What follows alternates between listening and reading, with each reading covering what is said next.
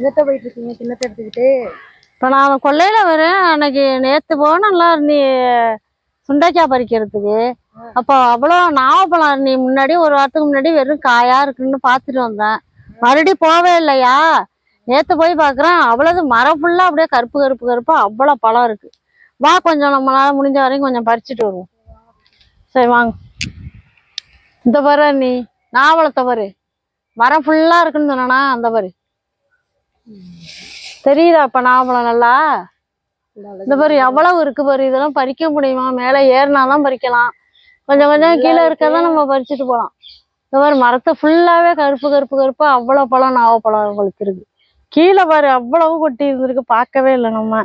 இங்க கொல்லை லாஸ்டா இருக்கிறதுனால நம்ம இங்க வர்றதில்லை. வராததுனால அந்த பாரு அவ்வளவு கொட்டி கிடக்கு.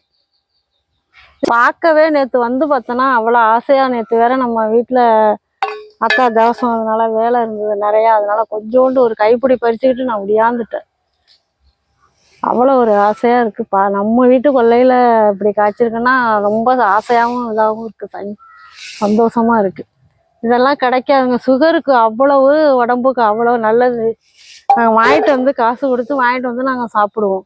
நம்ம கொல்லையில இருந்ததை பார்க்காம இவ்வளோ பழம் வேஸ்டா பெய்யுது.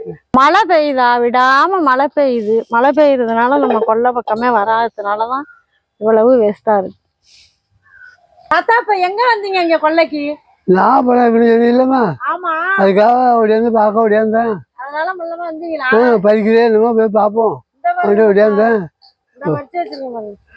நானே இந்த வருஷம் இதை வெட்டி விட்டுற சொல்லுவோன்னு இருந்தேன். காய்க்கல 7-8 வருஷமா இருக்க காய்க்க. அதான் எனக்கு நானும் கவனிக்கவே இல்லை. இப்ப பாக்குறேன் இவ்வளவு. முன்னாடியே பார்த்தேன் பிஞ்சு வச்சிருந்து ஒரு 2 மாசத்துக்கு முன்னாடி.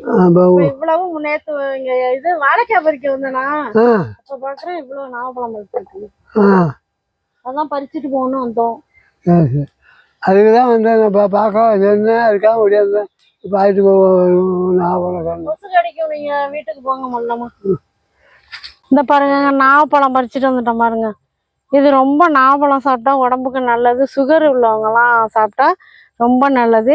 இதுக்குள்ள உள்ள அந்த நாவப்பழ கொட்டை இருக்கு பார்த்தீங்களா, அதை எடுத்து நம்ம காய வச்சு பொடி பண்ணி சாப்பிட்டோம்னா சுகர் ரொம்ப கண்ட்ரோலில் இருக்கும்.